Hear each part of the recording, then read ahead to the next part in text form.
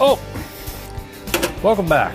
This week, the fine fellers and fellettes at O'Reilly want to help you better understand. What if the man making you laugh with rusted engines and busted knuckles was silently fighting battles you could never imagine? Derek Bieri, the genius behind Vice Grip Garage, built his empire with sweat, grit, and heartbreak, but his path wasn't paved with fame. It was forged in struggle, from military discipline to near-death moments, from frozen winters to personal tragedy. Every wrench he lifts carries a story of survival. Today, we pull back the curtain on the man behind the garage doors, revealing a life more raw, more tragic, and more inspiring than any of his videos could ever show. It begins in Minot, North Dakota, where Derek was born on May 16, 1984. This wasn't a place for luxury or comfort. This was snow-covered farmland where storms swallowed the land for weeks and life demanded toughness. Derek grew up in a small white farmhouse surrounded by endless fields and sky. His father was a farmer, waking before dawn and working through blistering winters just to keep the equipment alive. Out here, when something broke, you didn't buy a new one, you fixed it. That simple truth became the foundation of Derek's entire life. By the age of 3, Derek wasn't playing with toys.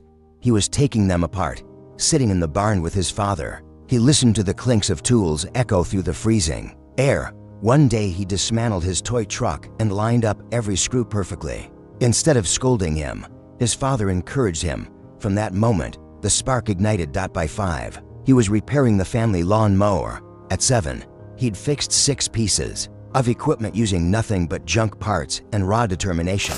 He built his first go-kart from a stroller frame and a lawn mower engine for under $10.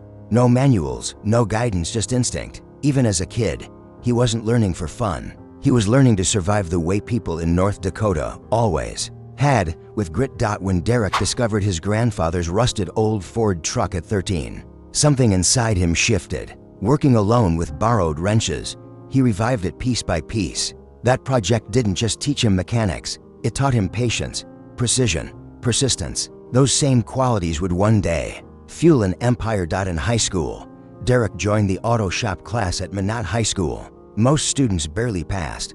Derek rebuilt a 1972 Chevy Nova carburetor down to the smallest bolt. He drew diagrams, cleaned every part by hand, and impressed teachers so deeply that he won awards and recognition even though he hardly noticed. He wasn't chasing trophies, he was chasing mastery. At 17, a welding mistake fused his finger to a piece of red-hot metal, sending him to the hospital. Many people would have quit, but Derek wasn't built that way. He studied safety and technique until his hands knew the difference between reckless and precise. That lesson would save his life years later. After high school, Derek entered an automotive tech program in college. While classmates clocked out early, Derek stayed late into the night cleaning parts, cataloging bolts, and studying engines as if they were puzzles only he could solve. But before he could turn this into a career, he did something surprising. He joined the United States Army. At Fort Gordon in Georgia, Derek became an IT specialist,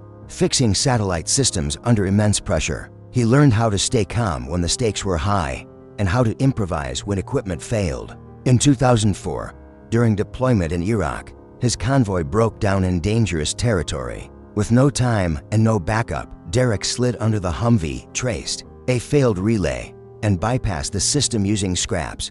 The vehicle roared back to life. He saved the convoy. Later, when saboteurs stole a control laptop, Derek scavenged cables, stripped parts, built a custom harness, and got the vehicle running again. His creativity earned him a quiet commendation and the reputation of being the guy who could fix anything, even in war. When he returned home in 2007, he sought peace through the familiar comfort of engines. He found a dead 1969 Chevy Camaro, pulled it into the cold driveway, and restored it bolt by bolt. That project grounded him and gave him the confidence to step into the automotive world. He entered a dealership in Minot and tore through 500 transmissions his first year with a 98% success rate. He wasn't fast, but he was exact. By 2010, at only 26, Derek was managing a team of 15 at a regional auto chain. But he didn't act like a corporate manager. He still walked the shop floor, checked bolts, and turned wrenches beside his crew. His most revolutionary idea was one the industry didn't expect: reusing salvageable parts. cataloging every screw, every bracket, every gasket. Not to be cheap, but to be smart. That idea cut costs by 30% and soon became the company standard. Executives were stunned. Derek was becoming more than just a mechanic, he was becoming a leader. By 2012, he was vice president of a Midwest automotive parts company. He chose vendors not by price, but by how they treated their workers. Turnover dropped 40%. The company thrived, and then everything fell apart. In 2014, Derek noticed numbers that didn't add up. He dug deeper and discovered his own CFO had embezzled $150,000. Instead of hiding it, Derek confronted it head-on. He tracked down $120,000 himself, fired the CFO, pressed charges, and told his entire staff everything. That moment didn't just define his leadership, it defined his integrity. But stress and corporate chaos were wearing him down. Nights alone in his garage became the only thing that brought him peace. That garage, filled with rusted cars and dim lights, became the place where Vice Grip Garage was born. There were no lights, no crew, no big plans, just Derek, an iPhone, and the raw honesty the internet didn't know it needed. And through everything, there was Jessica. Derek met her at the Minot County Fair when they were both 17. Two farm kids from a simple place who understood each other without trying. They married in 2008, built a life with 4 children, twin boys Bailey and Bradley, another son Bentley, and a daughter whose name they keep private. Through job changes, cross-country moves, burnout, and breakdowns, she stayed his anchor. By 2016, Derek admitted he was burning out.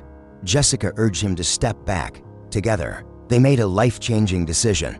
He would leave the corporate world behind and build something real, something honest, something theirs. In 2018, the family moved to Lewisburg, Tennessee.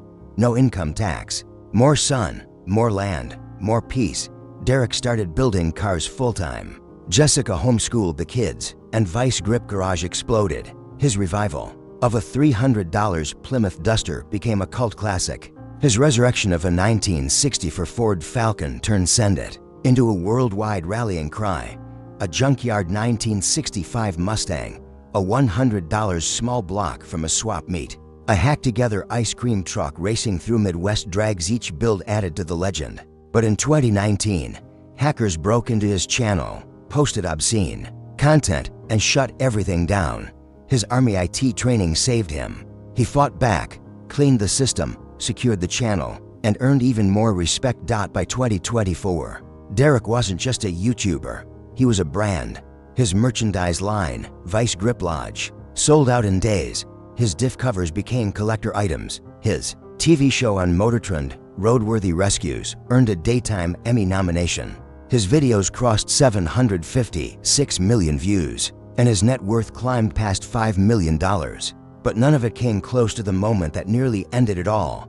One cold day in late 2023, Derek was under a 1968 Plymouth Fury, loosening a rusted exhaust bolt. The floor was slick with oil. A jack stand slipped. 4,000 pounds of steel dropped toward his head. The car pinned his arm and missed his skull by inches.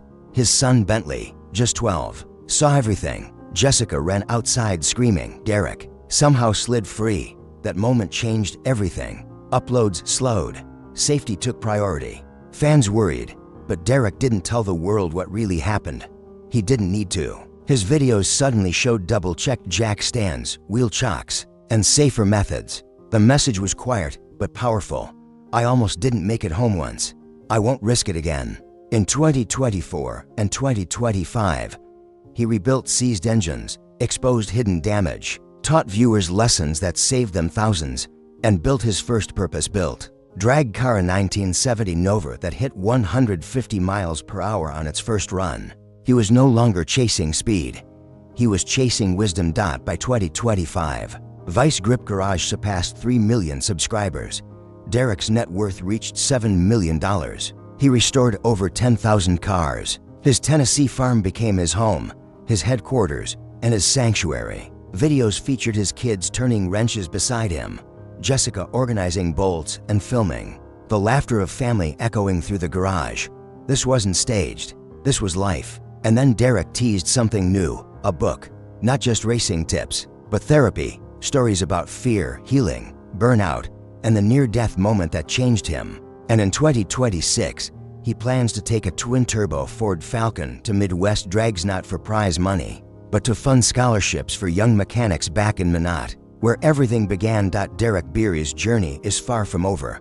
From frozen fields to YouTube legend, his story inspires grit, heart, and perseverance. If you felt the power of his journey, like, share, and subscribe and stay with us for the next chapter.